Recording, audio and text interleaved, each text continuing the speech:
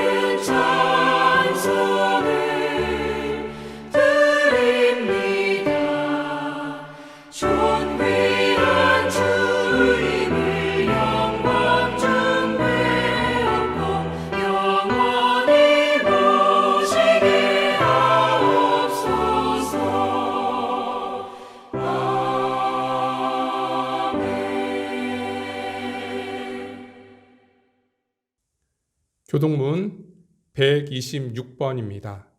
저와 여러분이 한 절씩 교독하겠습니다. 여호와여, 나의 영혼이 주를 우러러 보나이다.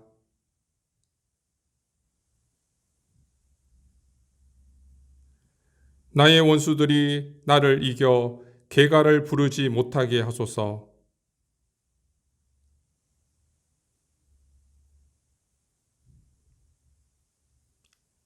여호와여, 주의 도를 내게 보이시고 주의 길을 내게 가르치소서.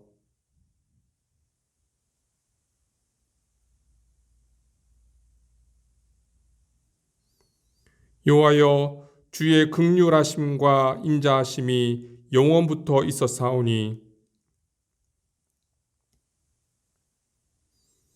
여호와여, 내 젊은 시절의 죄와 허물을 기억하지 마시고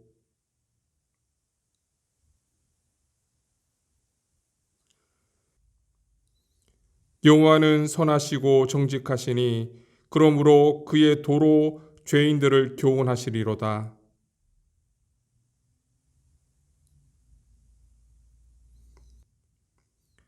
여호와의 모든 길은 그의 언약과 증거를 지키는 자에게 인자와 진리로다. 아멘. 다 같이 사도신경으로 신앙 고백 드리겠습니다. 나는 전능하신 아버지 하나님, 천지의 창조주를 믿습니다. 나는 그의 유일하신 아들, 우리 주 예수 그리스도를 믿습니다. 그는 성령으로 잉태되어 동정녀 마리아에게서 나시고 본디오 빌라도에게 고난을 받아 십자가에 못 박혀 죽으시고 장사된 지 사흘 만에 죽은 자 가운데서 다시 살아나셨으며 하늘에 오르시어 전능하신 아버지 하나님 우편에 앉아 계시다가 거기로부터 살아있는 자와 죽은 자를 심판하러 오십니다. 나는 성령을 믿으며 거룩한 공교회와 성도의 교제와 죄를 용서받는 것과 몸의 부활과 영생을 믿습니다. 아멘. 찬송가 261장 함께 찬양 드리겠습니다.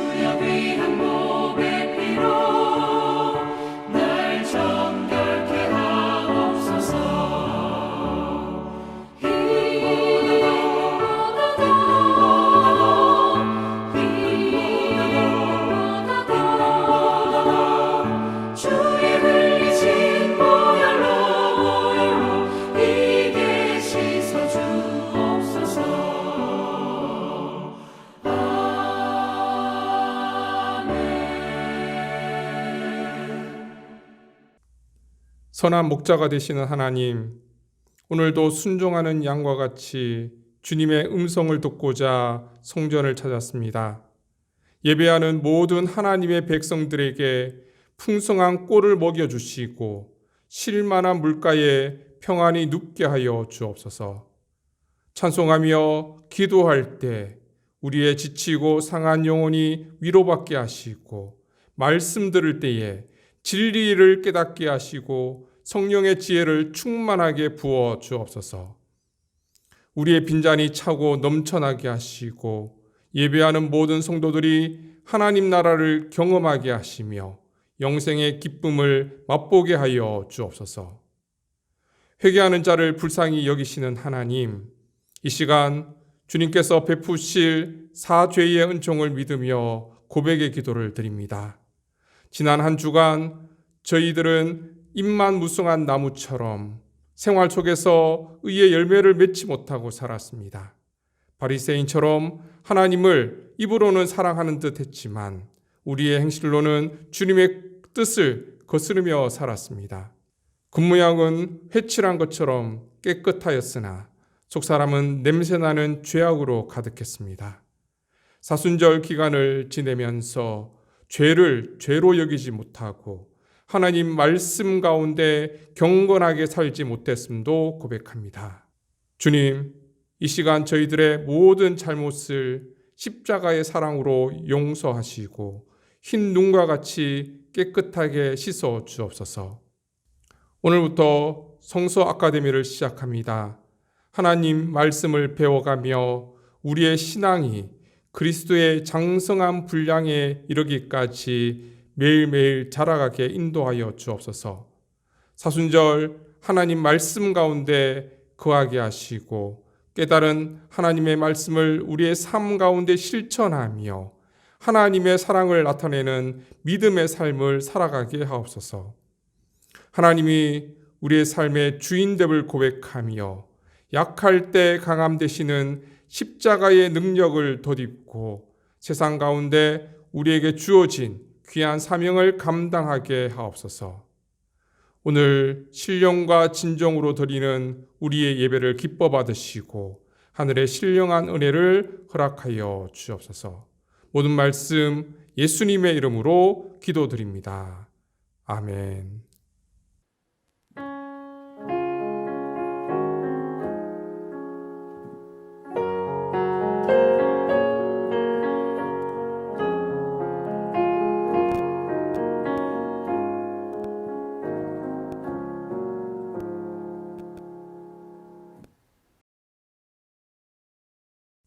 하나님께서 오늘 우리에게 주시는 말씀은 아모스 2장 6절에서 8절까지의 말씀입니다.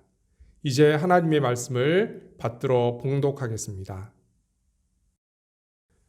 여호와께서 이와 같이 말씀하시되 이스라엘의 서너 가지 죄로 말미암아 내가 그 벌을 돌이키지 아니하리니 이는 그들이 은을 받고 의인을 팔며 신 한 클레를 받고 가난한 자를 팔며 힘없는 자의 머리를 티끌 먼지 속에 발로 밟고 연약한 자의 길을 굽게 하며 아버지와 아들이 한 젊은 여인에게 다녀서 내 거룩한 이름을 더럽히며 모든 제단 옆에서 전당 잡은 옷 위에 누우며 그들의 신전에서 벌금으로 얻은 포도주를 마심이니라.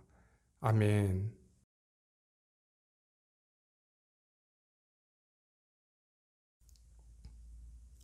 아모스가 전한 메시지를 통해 우리는 북이스라엘이 멸망당할 수밖에 없었던 두 가지 이유에 대해서 살펴보았습니다. 첫째는 종교적인 타락이었고 두 번째는 사회적인 타락이었습니다. 지난주에 종교적인 타락에 대해서 자세히 다루어 보았습니다. 기억나십니까? 아모스 4장 4절입니다. 너희는 베델에 가서 범죄하며 길갈에 가서 죄를 더하며 아침마다 너희 희생을 3일마다 너희 11조를 드리며. 베델과 길갈은 우상 숭배의 상징적인 곳으로 그곳에서 범죄하고 죄를 더하라는 것은 하나님의 조롱 섞인 질책의 말씀이었습니다. 또 아침마다 희생을 3일마다 11조를 드려라 라고 하는 것은 제사의 형식과 내용을 자기 마음대로 엉망으로 드리고 있는 모습, 하나님과 전혀 상관없는 제사를 드리고 있는 모습임을 설명드렸습니다. 또한 누룩 넣은 것을 불살라 수은제로 드리며 낙헌제를 소리내어 선포하려무나. 수은제의 경우에 떡을 불살라 드렸다, 그렇게 기록하고 있죠. 제사를 드릴 때 떡을 불살라 드리는 경우는 없습니다. 제사를 자기 마음대로 드리고 있는 모습이죠. 또한 낙헌제를 소리내어 선포하는 행위는 제사의 본질을 퇴색시키는 위선적인 행위일 뿐이었습니다. 그리고 저희가 지난주 다루지는 않았지만 아모스 5장 21절과 23절에는 종교의 타락에 대해서 또한 이렇게 말씀하고 있습니다. 내가 너희 절기들을 미워하며 멸시하며 너희 송해들을 기뻐하지 아니하나니 너희가 내게 번제나 소제를 드릴지라도 내가 받지 아니할 것이요 너희의 살찐 희생의 화목제도 내가 돌아보지 아니하리라. 내 노래소리를 내 앞에서 그칠지어다. 내 비파 소리도 내가 듣지 아니하리라. 이 말씀은 이스라엘의 제사, 이스라엘이 지키는 절기를 하나님께서 절대 받지 않으시겠다는 하나님의 강한 의지와 또한 극렬한 혐오감을 나타내는 표현들입니다. 제의의 형식도 자의대로 변경했을 뿐만 아니라 그들은 절기와 성회를 지키면서 불의와 악을 마음대로 자행하였고 하나님 보시기에 도저히 용납할 수 없는 죄악들을 저지르고 있었던 것입니다. 그들의 제사는 그 자체가 하나님 보시기에 역겨운 것, 추악한 것이었고 더 나아가서 하나님 자신을 모욕하고 마치 이방 우상 취급하는 것처럼 하나님께서 느껴졌다는 것입니다. 이러한 북이스라엘의 종교적 타락을 한마디로 정의를 했습니다. 뭐였죠? 언제 저런 설교를 했어? 라고 생각하시는 분도 계실 거예요. 지난주에 했습니다. 이스라엘의 타락을 한마디로 정의한다면 너희만 기뻐하는 일, 즉 하나님과 전혀 상관없는 제사, 나의 기쁨과 만족을 위한 종교 활동은 아무런 의미가 없다라고 말씀을 드렸습니다. 오늘은 종교적 타락에 이어서 사회적 타락의 부분에 대해서 제가 자세히 살펴보도록 하겠습니다. 먼저 2장 6절에서 8절까지의 말씀을 함께 보시겠습니다. 이 말씀은 일반 백성들이 저지른 사회적 타락을 다루고 있습니다. 여호와께서 이같이 말씀하시되 이스라엘의 서너 가지 죄로 말미암아 내가 그 벌을 돌이키지 아니하리니 이는 그들이 은을 받고 의인을 팔며 신 한 클레를 받고 가난한 자들을 팔며 힘없는 자의 머리를 티끌 먼지 속에 발로 밟고 연약한 자의 길을 굽게 하며 아버지와 아들이 한 젊은 여인에게 다녀서 내 거룩한 이름을 더럽히며 모든 제단 옆에서 전당 잡은 옷 위에 누우며 그들의 신전에서 벌금으로 얻은 포도주를 마심이니라. 은을 받고 의인을 팔며 신 한 클레를 받고 가난한 자를 팔았다. 그렇게 말씀하고 있습니다. 여러분, 엘리야 당시 엘리야의 생도가 죽자 그 아내가 엘리사를 찾아와서 했던 말을 기억합니까? 열왕기하 4장 1절 말씀입니다. 선지자의 제자들의 아내 중에 한 여인이 엘리사에게 부르짖어 이르되 당신의 종 나의 남편이 이미 죽었는데 당신의 종이 여호와를 경외하는 줄은 당신이 아시는 바니이다. 이제 빚준 사람이 와서 나의 두 아들을 데려다가 그의 종을 삼고자 하나이다 하니.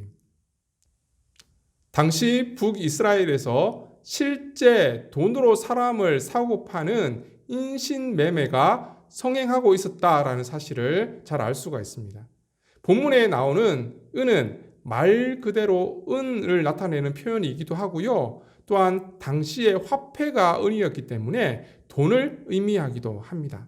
또한 신발은 당시의 여러 신발들 중에서 정말 비싸고 가치 있고 고가의 신발을 나타내는 것이 아니라 정말 저렴하고 싸구려 샌들을 의미하는 단어입니다.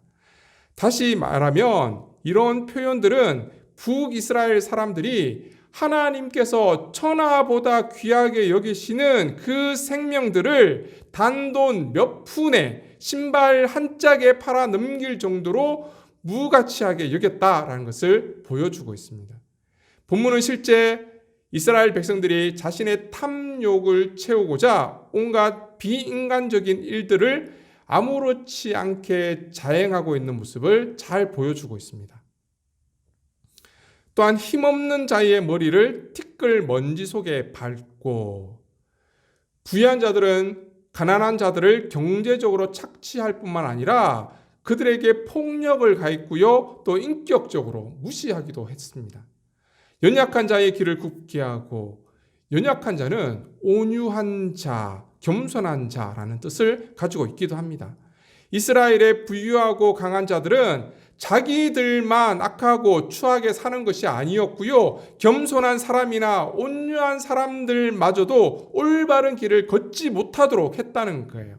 그리고 길을 굽게 했다라는 표현은 물질적으로 착취해서 정상적인 삶을 살지 못하도록 했다라는 의미도 있고요. 사회적 불의를 통해서 그들을 악한 길로 인도했다라는 의미도 있고 사법적으로 부당한 처벌이나 대우를 받게 만들었다라는 의미도 있습니다. 그런데 그것보다 더 충격적인 이야기가 그 다음에 등장하고 있습니다. 성적으로 얼마나 타락하고 문란했는지 아버지와 아들이 한 젊은 여인에게 다녀서 내 거룩한 이름을 더럽혔다. 그렇게 기록하고 있죠. 부자가 한 여인을 취했다? 아들이 아버지의 여인을 범한 사건일 수도 있고요. 아니면 젊은 여인, 어린 소녀를 부자가 함께 범했다라는 이야기일 수도 있습니다. 어떤 학자는 이에 대해서 한 가정에 고용된 어린 소녀가 그 주인과 그 주인의 아들에 의해서 융간당하는 상황을 묘사하고 있는 표현이다. 그렇게 설명하기도 했습니다. 그런데 여러분, 이런 일이 어쩌다 실수로 일어난 일이 아니었다는 거예요.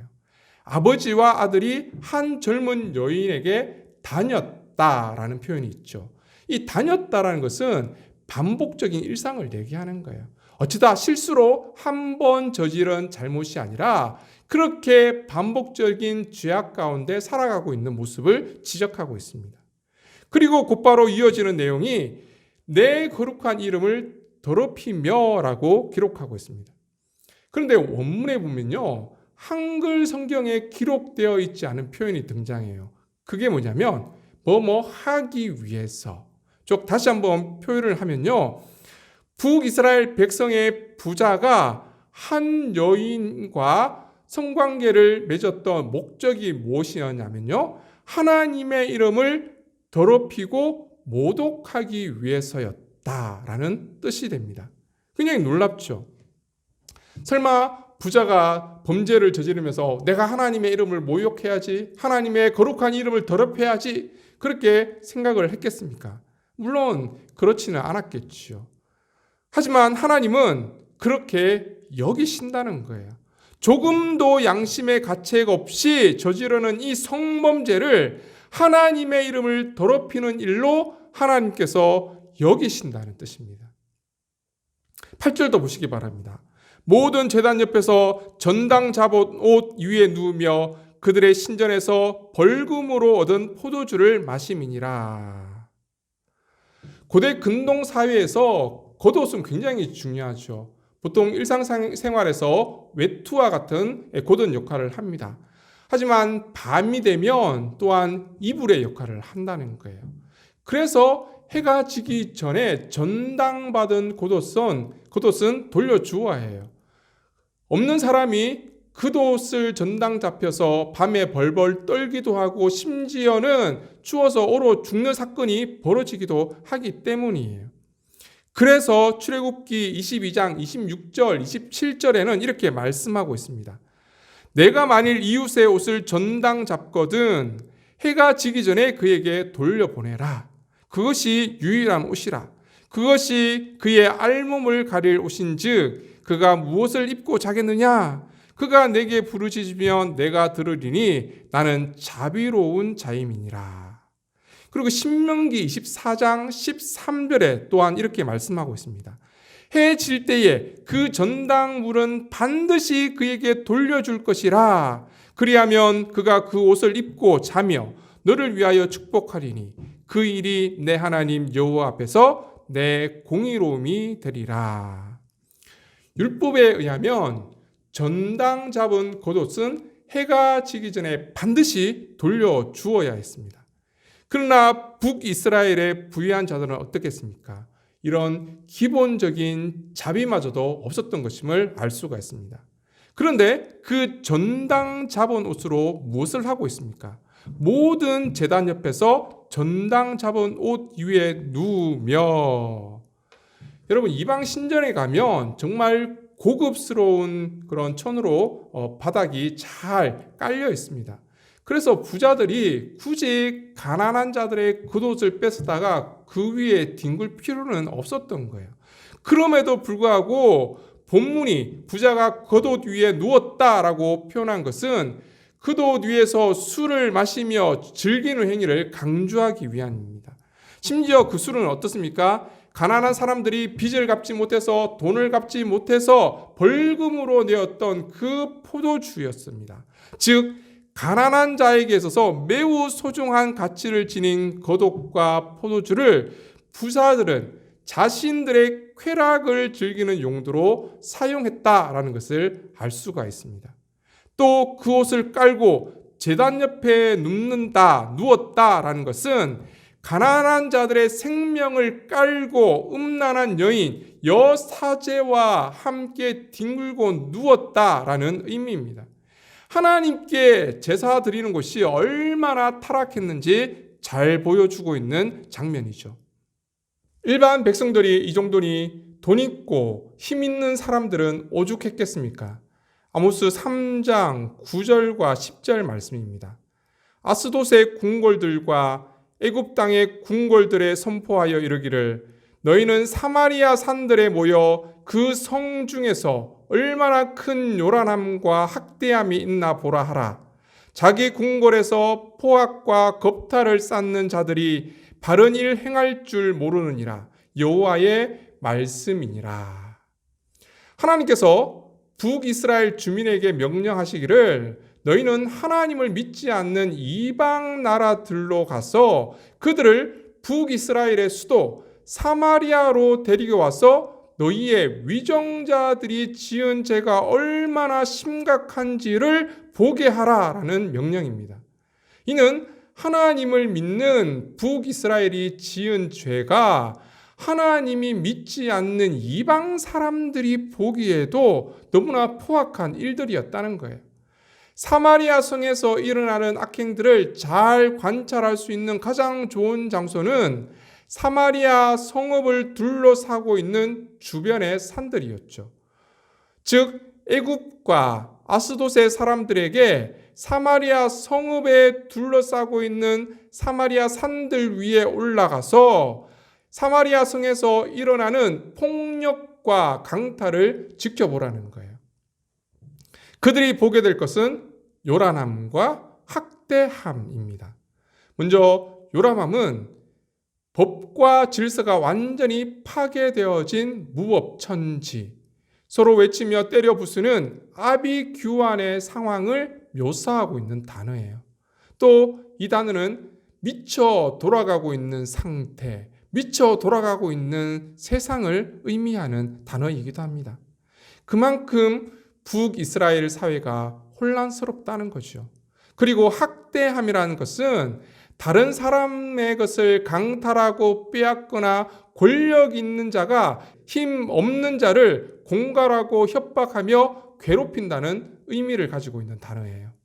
그리고 포악과 겁탈이라는 단어가 계속해서 등장합니다. 포악은 매우 가혹하고 무자비한 폭력을 의미하는데요. 창세기 6장에 보면 당시의 세상을 온 세상이 하나님 앞에 부패하여 포악함이 땅에 가득하였다라고 묘사하고 있습니다. 여기와 똑같은 단어가 사용되어졌다는 거예요. 즉 아모스 당시 북이스라엘의 위정자들이 행한 포악은 하나님께서 홍수로 세상을 완전히 멸망시켰던 노아의 때와 완전히 똑같다는 거예요. 그리고 겁탈은 다른 사람의 재산과 생명을 강제적으로 빼앗는 강도와 살인 행위를 일컫는 단어입니다. 북이스라엘을 정치하고 있는 권력으로 다스리는 이런 위정자들은 포악과 겁탈을 통해서 백성들의 소유물을 빼앗아서 자신의 궁전에 부정한 부를 축적하고 있었던 거예요. 그래서 3장 15절에 보면 이런 단어들이 등장합니다. 여름궁, 겨울궁, 상하궁. 돈 있는 사람들은 그 돈을 주체하지 못해서 어떻게 하냐면 여름 별장을 짓습니다. 겨울 별장을 짓습니다. 그리고 그 성들을, 그 궁궐들을 짓는데 그것도 값비싼 상아를 구입해 와서 상아궁으로 짓고 있는 그런 모습을 나타내 보여주고 있는 단어들입니다.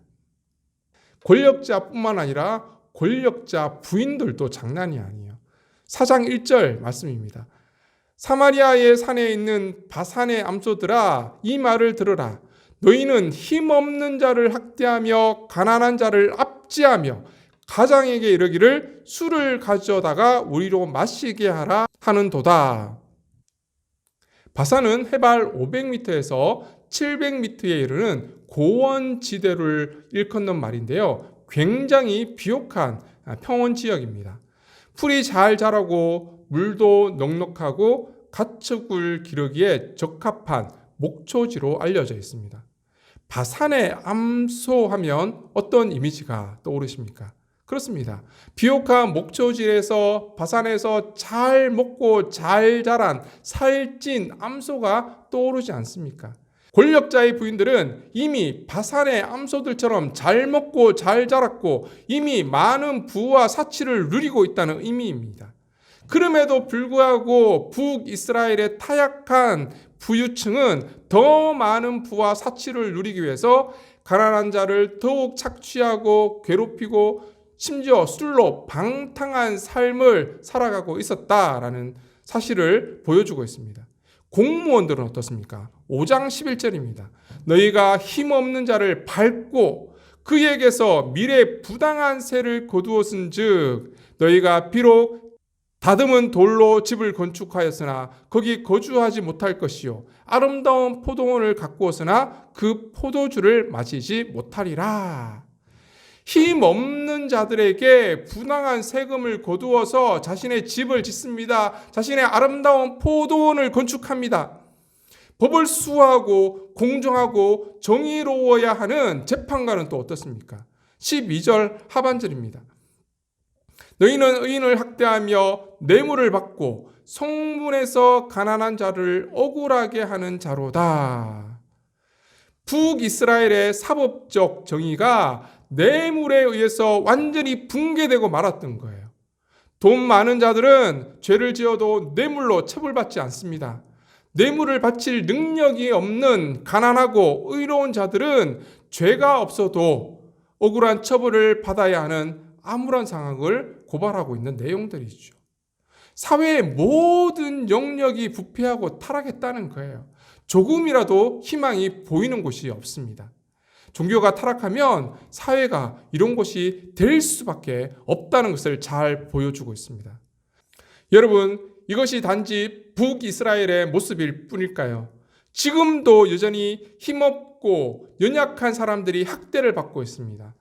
정인이 사건의 여파가 가시기도 전에 힘없고 연약한 어린아이가 학대받아 죽는 사건이 또 벌어지고 말았다는 거예요. 끊임없이 학원 폭력 사건들이 터지고 있습니다. 여러분은 판사들의 판결이 정말 공정하다고 생각하십니까? 자신의 지위를 이용해 땅을 투기하고 부를 축적하는 일들이 이제는 너무나 당연한 일처럼 보이기까지 합니다. 가난한 사람들은요, 더 이상 내 집 마련의 꿈을 꿀 수도 없고 심지어 결혼을 포기하거나 자녀 낳는 것을 포기하기까지도 합니다. 많은 부를 축적하고 높은 지위에 있는 사람이라고 해서 처음부터 그런 모습을 보였을까요? 그렇지 않을 거예요. 많은 부를 가지고 어려운 사람들을 돕고 권력으로 억압받는 이들을 도와주기를 원했겠죠. 그런데 돈과 권력만 지면 사람이 이상하게 변한다는 거예요. 인간의 죄의 본성이 돈과 권력을 만나면 어쩔 수 없이 변하게 된다는 거예요. 여러분, 정갈과 개구리 우화를 아시죠? 물가에 서 있던 정갈이 개구리를 보고 자신을 강 건너편으로 데려다 달라 부탁을 하게 됩니다. 그 부탁을 받은 개구리가 네가 만일 독침으로 나를 쏘면 어떡해? 내가 너를 어떻게 믿어? 그러자 정갈이 걱정하지 마. 내가 너를 쏘게 되면 나도 물에 함께 빠져 죽게 될 텐데 내가 너를 왜 쏘겠어? 나를 한번 믿어봐. 나는 너를 절대 쏘지 않아. 그 말을 듣고 보니 그럴듯했습니다. 그래서 개구리는 안심하고 정갈을 자신의 등에 업고 물을 건너기 시작했습니다. 한 중간쯤 왔을까요? 갑자기 정갈의 꼬리가 더 이상 참을 수 없다는 듯이 독침을 쳐들고 개구리를 향해서 쏘고 말았던 거예요. 독침을 맞자 개구리는 독이 퍼져가면서 더 이상 헤엄을 칠 수 없었습니다. 물에 빠져 죽어가던 개구리가 마지막 숨을 내쉬면서 정갈에게 이렇게 물어보았습니다. 왜 나를 쏘았지? 너도 죽을 텐데. 그러자 정갈이 이렇게 대답을 했다고 합니다. 이게 내 본능인데 어떡하겠어? 이게 내 본성이고 이게 내 본능인데 어떡하겠냐는 이 정갈의 이야기가 남의 이야기처럼 들리지 않습니다. 우리도 죄의 본성, 죄의 본능에 갇혀 있으면 너도 죽고 나도 죽는 줄 알면서 그 길을 간다는 거예요. 북이스라엘을 한번 보십시오. 그렇게 선지자들이 하나님의 말씀을 외쳤음에도 불구하고 하나님의 엄중한 경고의 말씀을 듣고도 그들은 그 죄의 길에서 벗어나지 못하고 그 멸망의 길로 계속해서 걸어갈 수밖에 없었다는 겁니다. 이런 북이스라엘의 모습을 보면서 하나님은 이렇게 그들을 평가합니다. 아모스 6장 12절 하반절에서 13절 말씀입니다. 그런데 너희는 정의를 쓸개로 바꾸며 공의의 열매를 쓴쑥으로 바꾸며 허무한 것을 기뻐하며 이러기를 우리는 우리의 힘으로 뿔들을 취하지 아니하였느냐 하는도다. 쓸개와 쓴쑥은 원어로 독약이라는 뜻입니다. 이 의미를 풀어서 설명하면 죽는 줄 알면서도 정의를 독약으로 바꾸고 공의의 열매를 독약으로 바꾸며 허무한 것을 기뻐했다는 거예요. 이렇게 타락하게 된 근본적인 원인이 무엇입니까? 우리는 우리의 힘으로 뿔들을 취하지 아니하였느냐? 이스라엘의 모든 영광을 우리의 힘으로 취했다. 그들이 잘못 생각했기 때문입니다. 그들의 착각 때문이었습니다. 하나님께서 이루어 주신 것들을 자신의 힘으로 이루었다 생각했습니다.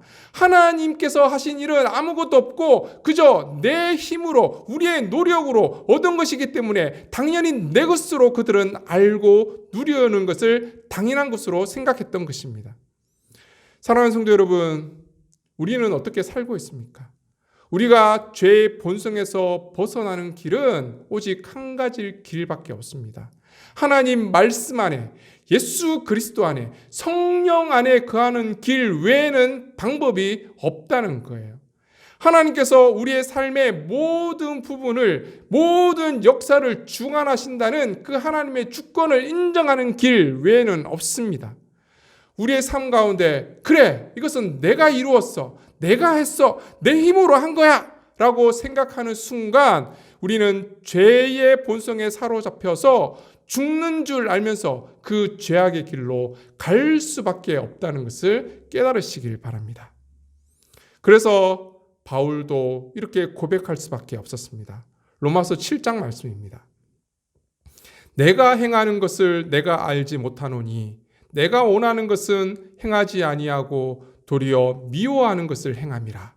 내 속 곧 내 육신에 선한 것이 거하지 아니하는 줄을 아노니 원함은 내게 있으나 선을 행하는 것은 없노라. 내가 원하는 바 선은 행하지 아니하고 도리어 원하지 아니하는 바 악을 행하는도다. 바울 역시 죄의 본성 가운데 그는 늘 고뇌하며 몸부림치면서 이 죄의 본성에서 벗어나고자 애쓰고 노력했다는 거예요. 그럼에도 불구하고 이것은 내 힘으로 할 수 있는 것이 아니었다라는 것을 깨닫게 되었습니다. 그리고 로마서 8장 1절 2절에 바울은 이렇게 고백합니다. 그러므로 이제 그리스도 예수 안에 있는 자에게는 결코 정죄함이 없나니 이는 그리스도 예수 안에 있는 생명의 성령의 법이 죄와 사망의 법에서 너를 해방하였음이니라. 할렐루야. 그렇습니다. 우리를 죄의 본성에서 해방시킬 수 있는 것은 오직 예수 그리스도의 십자가밖에 없다는 것을 여러분 깨달으시기 바랍니다. 사순절 기간 십자가의 능력으로 말미암아 예수 그리스도의 생명의 능력이 우리 가운데 거하는 것으로 말미암아 우리가 진정한 자유를 얻고 진정한 하나님의 백성으로 살아갈 수 있는 귀한 사순절이 되기를 주님의 이름으로 축원드립니다. 은혜로우신 하나님, 오늘 아모스 말씀을 통해서 북이스라엘의 사회적 타락에 대해서 살펴보았습니다. 그들의 타락의 근본적인 원인은 이 모든 이스라엘의 영광이 자신의 힘으로 이루었다 착각했던 것입니다. 하나님, 오늘 우리는 어떻습니까? 하나님의 은혜에도 불구하고 이 모든 것이 내 힘으로 이루었다 우리도 착각하고 있지는 않습니까? 우리도 죄의 본능 가운데, 죄의 본성 가운데 빠져서 죽는 줄 알면서도 죄악의 길을 계속해서 걸어가고 있지는 않습니까?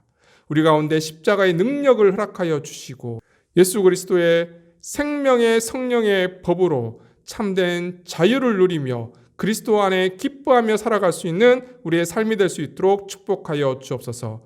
모든 말씀 예수님의 이름으로 기도드립니다. 아멘. 찬송가 268장 부르시면서 준비해 오신 예물을 하나님께 올려드리겠습니다.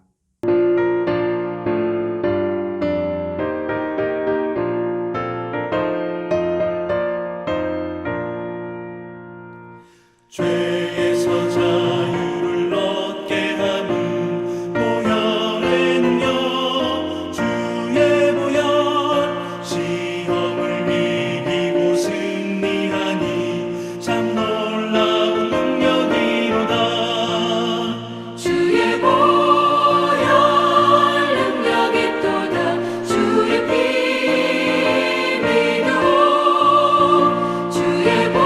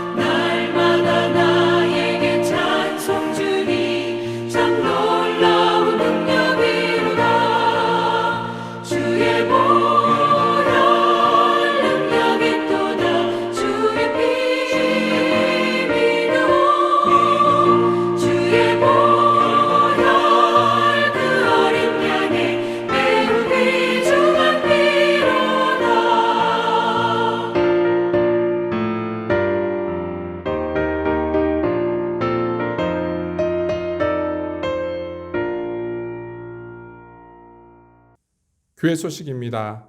하나님의 은혜와 평강이 여러분의 가정 위에 함께 하시기를 축복합니다. 오늘부터 성서 아카데미를 시작합니다. 오후 4시 30분부터 온라인으로 진행됩니다. 여러분의 많은 관심과 참여 부탁드립니다. 신미희 집사님 가정이 델리로 이사가게 되었습니다. 어디를 가든지 하나님의 인도하심과 도우심이 함께 하시기를 기도해 주시기를 바랍니다. 자세한 사항은 주보를 참조해 주시기 바랍니다.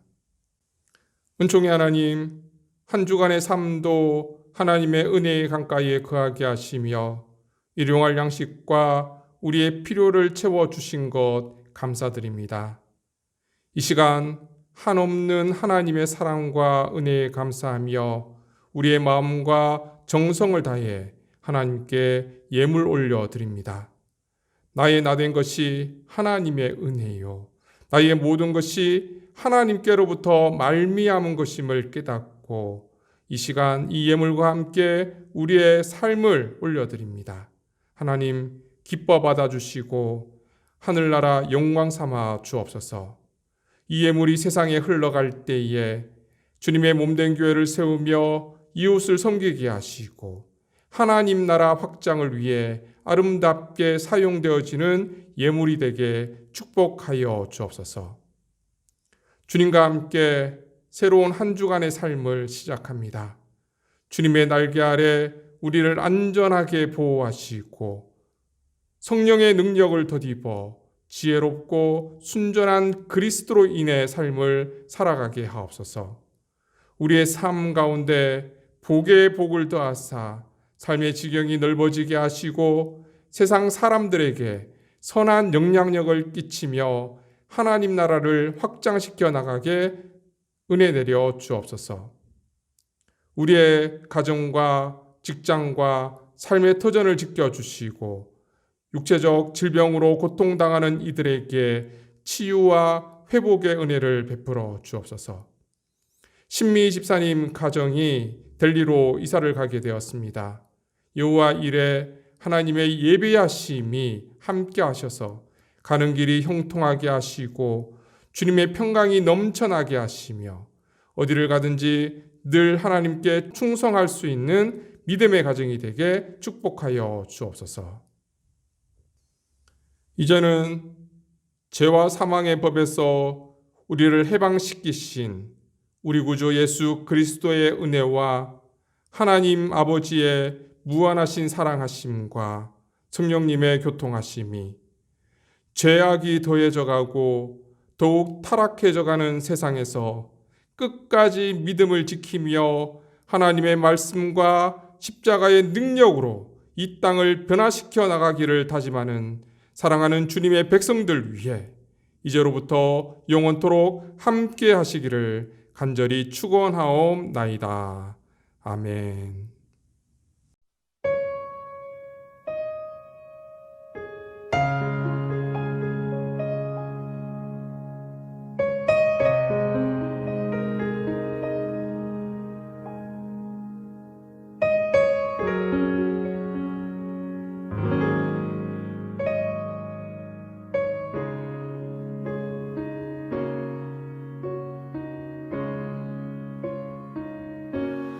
십자가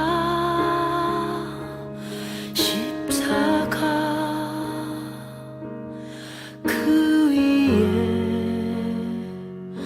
나 죽었네. 그 사랑 내 속에 강같이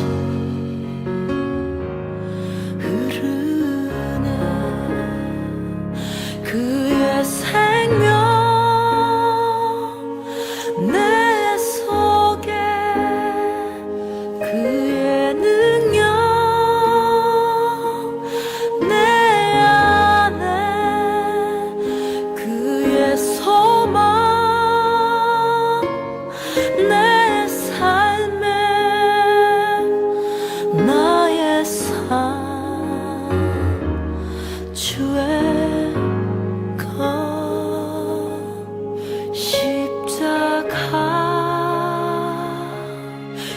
십자가 그 위에 나 죽었네. 그 사랑 내 속에 강같이 흐르네.